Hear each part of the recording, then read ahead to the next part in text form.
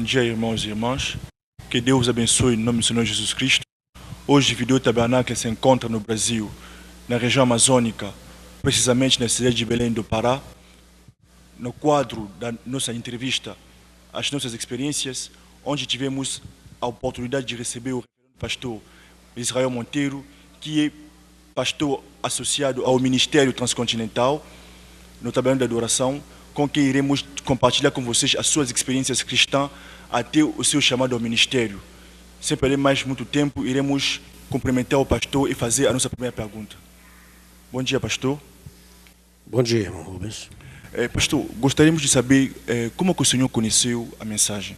Irmão Rubens, eu estava em um outro estado do Amazonas, precisamente na capital, Manaus, né?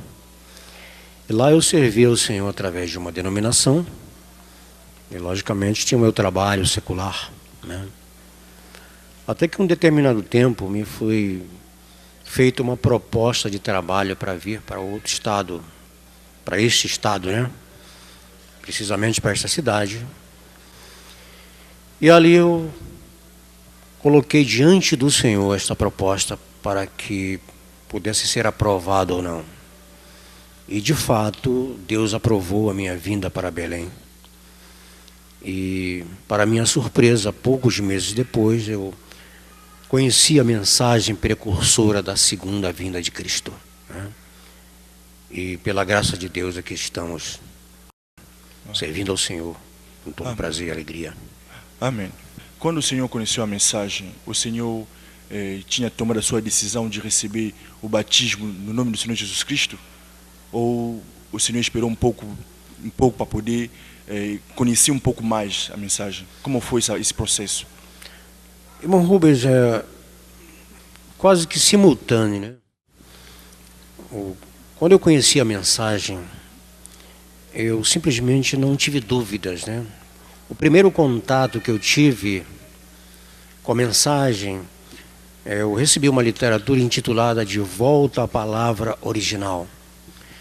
Então essa literatura, simplesmente, eu não perdi tempo em examiná-la para constatar o seu conteúdo. E ali, no momento que eu ia lendo, ia examinando as escrituras, né? Examinando os versículos os quais estava sendo citada naquela literatura, e para nossa surpresa e alegria, nós constatamos que aquilo era a verdade de Deus, né? Então não foi difícil ser convencido, né? E até mesmo ser convertido à verdade de Deus, até porque era uma coisa que nós ansiávamos, nós tínhamos fome e sede, né?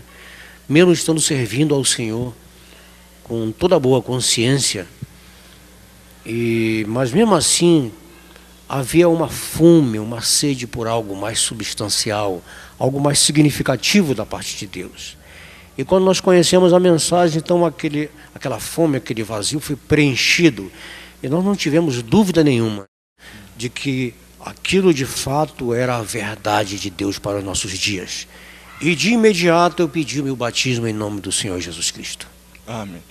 Mas o senhor pediu o seu batismo no nome do Senhor Jesus Cristo. Em que ano foi que o senhor foi batizado? E quem batizou o senhor? Eu fui batizado há 20 anos atrás, né? E eu me recordo que eu conheci a mensagem no final de 1994, para ser mais preciso, dia 12 de novembro de 1994. E eu fui batizado pelo dia 6 de dezembro de 2005. Foi quando eu fui, de fato, quando eu desci as águas, né? Batizado pelo pastor Gesiel Abreu de Carvalho, que serve ao Senhor também, no São Luís do Maranhão, né? No estado do Maranhão. Ele foi quem me batizou em nome do Senhor Jesus Cristo. O senhor criou na mensagem, o senhor foi batizado no nome do Senhor Jesus Cristo, mas naquela mesma época o senhor tinha realizado que o profeta William Marion Branham era um profeta de Deus para a nossa era? Bom, Rubens, tudo isso foi concomitante, né? Quando eu conheci a mensagem, É lógico que uma mensagem tem o seu mensageiro, não é verdade? Então, quando eu conheci a mensagem, eu não tive dúvida de que aquela era a mensagem de Deus para os nossos dias. E, sem dúvida nenhuma, o mensageiro também não foi difícil, foi tão fácil de aceitá-lo, né? Como sendo o mensageiro prometido para os nossos dias.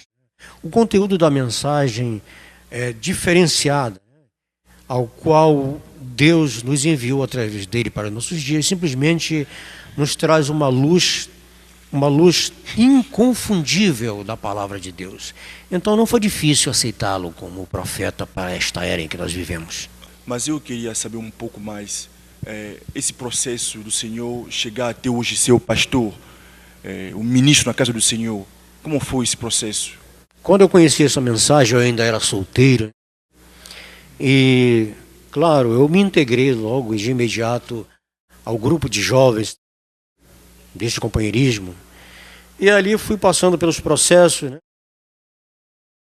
Em seguida eu passei a ser cooperador com os diáconos. Em seguida também eu me casei, né? Não posso deixar esse detalhe. Depois passei a ser dirigente de cânticos e também, ao mesmo tempo, servindo como cooperador com os diáconos, né? Na junta diaconal. Mais tarde fui consagrado ao diaconato e os tempos foram passando, né? Nós simplesmente procurando servir ao Senhor com todo o zelo possível, né? Com toda a sabedoria possível. E mais tarde simplesmente fomos consagrados ao ministério como evangelista. E de formas que nós simplesmente fomos passando por todo esse processo, né? Na igreja, cooperando com os diáconos e assim por diante, até que de fato, com o passar dos tempos, nós exercitando o ministério, a ministração da palavra, então veio o reconhecimento do ministério como pastor, né? Como o campo aqui no Brasil, é lógico, como no mundo inteiro, é muito vasto, muito grande, e a necessidade de obreiros é muito grande, é claro, logo veio o nosso reconhecimento diante do ministério como pastor e a designação para o campo, né? Para o campo ao qual nós iríamos pastorear. O Senhor levantou um ponto muito importante, era o casamento.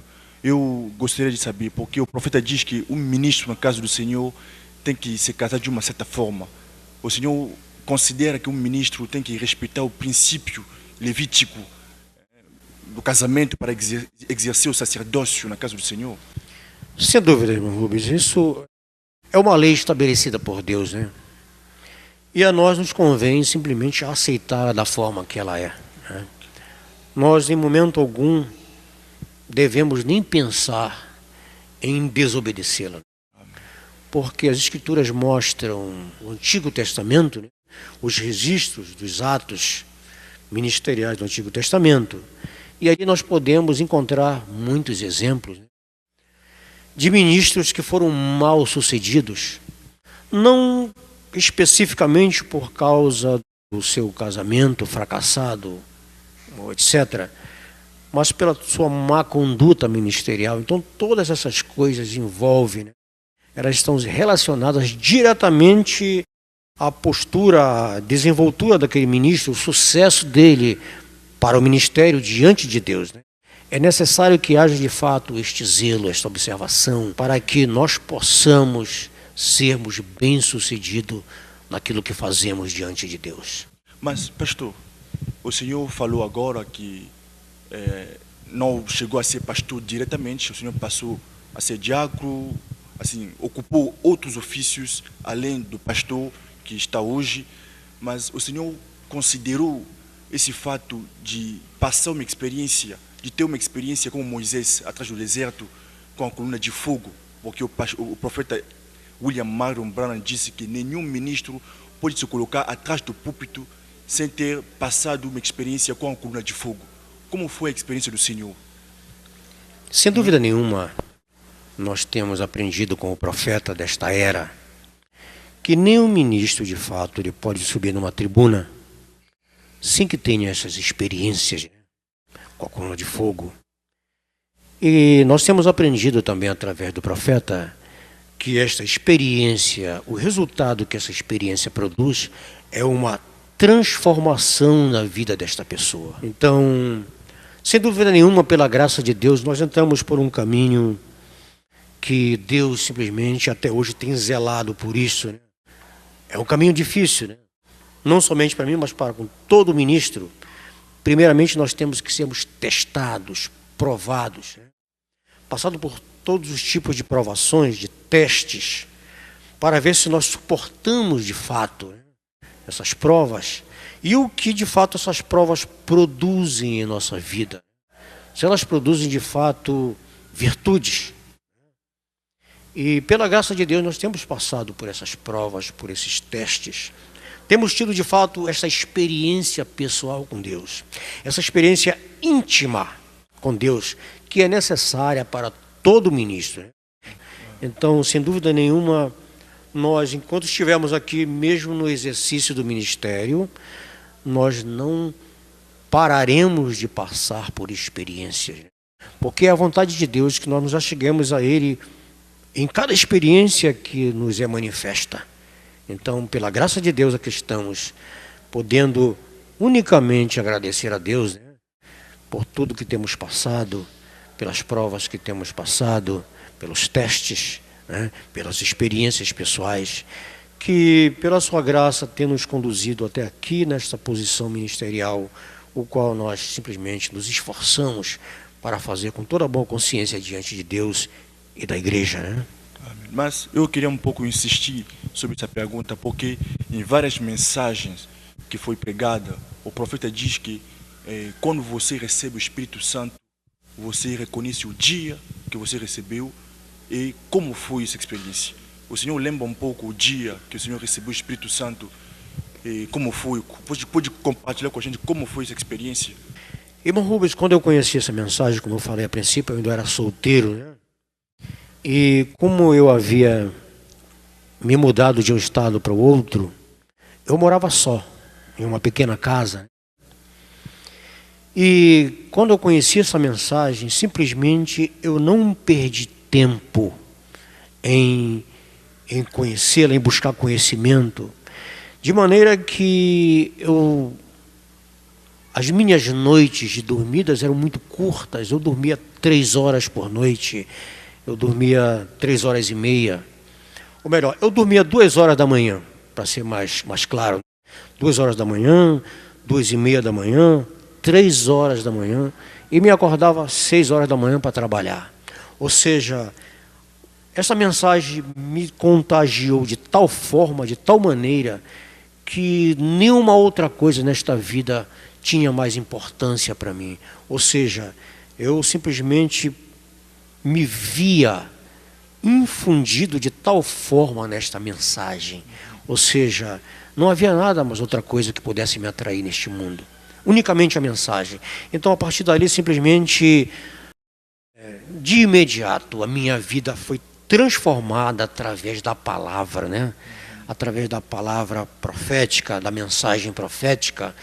Ela simplesmente transformou a minha vida em tal forma, em tal grau, que quando eu dormia 1h30 da manhã, ou até 1 hora da manhã, eu ficava irritado. Por que eu tenho que dormir? Eu preciso simplesmente estar noite e dia apegado com esta mensagem. Ou seja, essa experiência eu tive muito cedo de transformação. Entendeu, irmão Rubens? Sim. Ou seja, não precisou de uma manifestação estranha na minha vida, um comportamento diferente. Não, muito pelo contrário. Apenas a mensagem, ela simplesmente transformou minha vida, fazendo com que eu me apegasse a ela noite e dia. À noite, por exemplo, estando no meu trabalho, logicamente, eu tinha que trabalhar, mas em algum tempo, quando eu não estivesse no meu trabalho, eu estava com a mensagem na mão. Você está entendendo? Então, de manhã, antes de sair para o trabalho, eu saía com a mensagem na mão para o trabalho. Então, ou seja, eu fui plenamente dominado pela mensagem de tal forma, e isto produziu essa transformação em minha vida de imediato. Mas, pastor, o senhor é hoje pastor no tabernáculo de adoração, mas a pergunta é saber qual é o seu ofício dentro desse ministério transcontinental? Primeiramente, gostaríamos de saber o que o ministério, essa missão transcontinental, e qual é o seu ofício dentro dessa missão transcontinental? Irmão Rubens, hoje o meu ofício, o qual eu estou designado a desempenhar, é o ofício pastoral, né? Como já falei anteriormente, eu fui designado ao ministério como evangelista, né? Reconhecido. Eu simplesmente, através dos meus dias, eu sempre me esforcei para difundir esta mensagem, para visitar as pessoas, para atender aos convites, né? As pessoas que queriam um melhor esclarecimento dessa mensagem. Então, é claro, através disto, de várias pessoas que conheceram a mensagem por meu intermédio, veio o reconhecimento ministerial. Mas eu mesmo sabia que o dom evangelístico não era o dom que estava em mim. Eu simplesmente reconhecia que havia um dom em mim, mas que não era o evangelístico. Era um dom diferente. Eu até posso dizer para você agora, neste momento, que eu comparo este dom, não vou especificá-lo, mas eu vou dizer que era um dom parecido com aquele dom que foi enviado a Samaria, após o evangelista Felipe ter ido a Samaria e feito aquele avivamento, né? Muitas pessoas simplesmente aceitaram a mensagem que o evangelista Felipe estava pregando, mas imediatamente Jerusalém enviou para lá 2 homens, né, como Pedro e João, para confirmarem aqueles que haviam recebido a mensagem evangelística. Então o dom que Deus me deu é um dom mais ou menos parecido com este, de confirmar aqueles que já receberam a mensagem, aqueles que já foram evangelizados, né, que já foram despertados para esta fé. Então eu tenho observado que o meu dom é eficaz em cima disto, né, para confirmar aqueles que já receberam a mensagem precursora da segunda vinda de Cristo. Amém. Queremos saber também o que a missão transcontinental, se o senhor poderia falar para a gente sumariamente sobre a missão transcontinental. O que é a missão transcontinental? A missão transcontinental é uma missão ao qual ela tem sede aqui nesta cidade, e eu simplesmente me sinto um privilegiado em fazer parte dessa missão, porque ela já atingiu vários países, muitos países. Eu vejo que, como esse mundo, né, esse nosso planeta Terra é tão grande, e a necessidade que há de disseminação desta mensagem também é tão grande. Então, aqui no nosso estado, né, na nossa cidade, o ministério ao qual nós somos lotados, simplesmente surgiu como uma fonte que está jorrando para estas nações, né? Então, nós nos sentimos privilegiados em ver o nosso pastor, né, o nosso pastor presidente, fazendo essas longas viagens missionárias, né, nesses países tão distantes, né, países estes, muitos deles ainda não haviam recebido a mensagem precursora, né?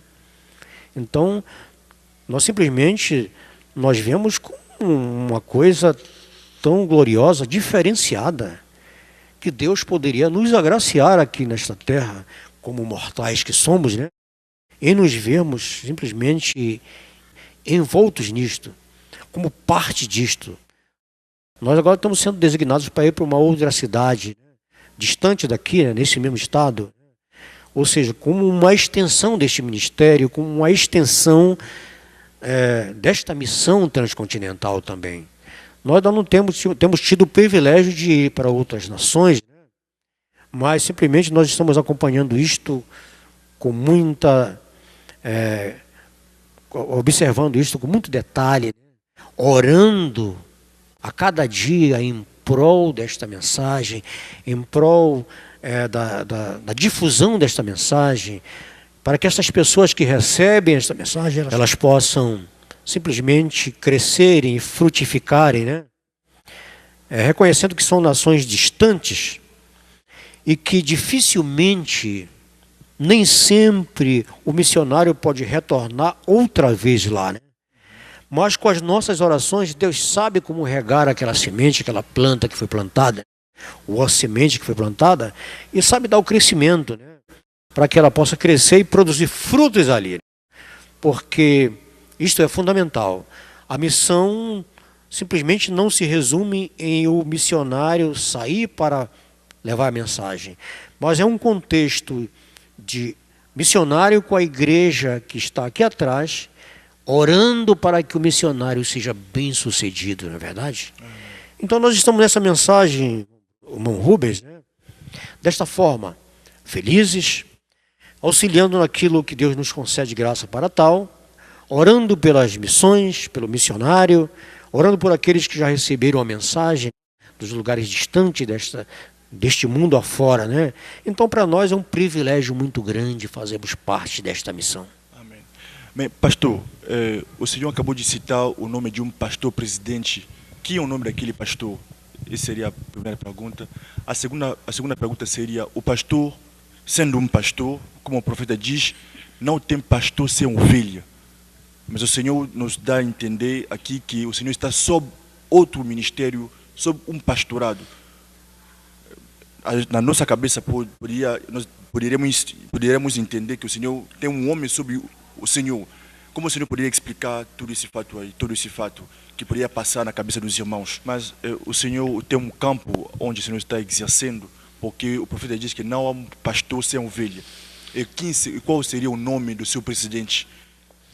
Isso é verdade, não existe pastor sem ovelha, lógico, né? Então eu estou sendo designado para uma cidade distante daqui chamada Itaituba, né? Então lá as ovelhas já estão me esperando, né? Um grupo de irmãos bastante grande lá que estão clamando pela nossa ida. É apenas uma questão de tempo, de acerto, né? Você sabe, não é tão simples você sair de uma cidade para outra distante, não é tão rápido assim, né? Até porque você tem filhos na escola e etc, né? Então, mas nós já estamos já em fase de acerto, né? De transferência. Na verdade, eu vou com toda a minha família, né? Estou abrindo mão aqui desta cidade, não do ministério, lógico, né? Apenas nós estamos sendo designados para ir para aquela cidade. Todo ministério é necessário que tenha uma representação, né? Um presidente, um líder competente, né? Que simplesmente esteja ali para administrar aquele ministério, né? Na verdade, como simplesmente recebemos a mensagem através deste ministério, através deste ministro, a nós simplesmente convém rendermos o respeito necessário, né? Porque nós cremos que fomos gerados em um ministério autêntico, né? Ministério autêntico por homens que Deus simplesmente selecionou para ser esses representantes aqui nesse estado. Então, pela graça de Deus, nós estamos aqui, temos um pastor, logicamente, né? Antes de sermos pastores, nós éramos ovelha, né? Amém. Então, no concurso da vida cristã, é claro, nós chegamos até aqui para sermos pastor, né? Mas temos um pastor presidente que chama-se Eliezer da Silva Ribeiro. É o nosso pastor presidente, né? Amém. Mas eu queria saber quem é o modelo do Senhor no ministério. O modelo no sentido que o Senhor é a pessoa que o Senhor se espelha no ministério.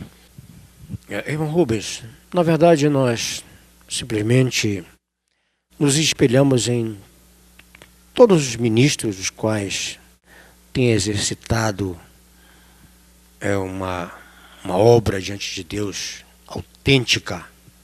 Nós observamos, é muito fácil ser observado uma pessoa quando ela está desenvolvendo um ministério, um ofício diante de Deus, né? Nós vemos a mão de Deus estendida sobre aquela pessoa, nós vemos aquilo que ele faz ser abençoado. Então, nós não nos espelhamos assim em uma pessoa específica. E nós esperamos em todos aqueles, nós estamos aprendendo, né, as coisas as quais Deus tem manifestado através dos tempos, e cada ministro tem a sua experiência. Cada ministro tem a sua experiência com Deus, então nós aprendemos com cada um algo maravilhoso, né? Nos desperta o interesse para que nós possamos servir a Deus melhor. Então, não apenas tomamos E se nós pudéssemos tomar um ministro para esta era, como esse espelho de fato, nós, claro, temos sim o ministro, o profeta William Branham, né? Que nós queremos ser aquele homem exemplo em cada passo que ele deu, né? É claro que todos os ministros que servem a Deus através desta mensagem precursora, todos eles se esforçam também, né? Não é simples, não é fácil, para simplesmente serem exemplos, né? Para os que vêm após, né? Os que vêm atrás, e darem seus passos firmes. Então, tudo isso, irmão Rubens, serve como espelho para nós. Estamos chegando no fim do nosso trabalho. O senhor tem 1 minuto para dar um conselho aos jovens aspirantes ao ministério. O que o senhor poderia falar para eles, aqueles jovens que estão pensando um dia ser ministro na casa do Senhor? Meus amados irmãos, jovens aspirantes, o meu conselho como um ministro também já experimentado, que já estive assentado no assento do discipulado, aprendendo, procurando absorver o que de melhor poderia ser oferecido para que nós pudéssemos crescer na graça, no conhecimento. Então, meu precioso jovem, uma das coisas que você precisa ser assíduo, começando a ser assíduo aos cultos. A segunda coisa é você ter objetivo diante de Deus. Se você tem objetivo diante de Deus, Deus simplesmente tomará você como um objeto de uso para a sua causa, a sua obra, né? Então, outra coisa, vou enumerar alguns pontos aqui, é você ser submisso, servir ao Senhor com humildade, reconhecendo que, como pessoas humanas, nós somos meros mortais. Mas se nós simplesmente obedecermos aos mandamentos do Senhor, aos nossos pastores, nossos ministros, nós seremos bem-sucedidos no ministério, porque se nós simplesmente aquele comportamento que nós desenvolvemos diante dos nossos pastores, dos nossos superiores, depois as nossas ovelhas, o nosso rebanho vai ter o mesmo comportamento conosco. Se nós formos simplesmente obedientes aos nossos pastores, agora neste processo, mais tarde, quando nós formos pastores, o nosso rebanho, nossas ovelhas simplesmente serão obedientes para conosco. Essas coisas são recíprocas. Então, meus amados, obediência, humildade, assiduidade, pontos, são itens que são fundamentais para que você possa colocar os pés no caminho ministerial e ser bem-sucedido lá na frente. Deus abençoe. Amém. Que Deus abençoe, pastor. Chegamos ao fim do nosso trabalho. Agradecemos a todos que assistiram esse trabalho e acreditamos que vocês serão abençoados. Que Deus abençoe.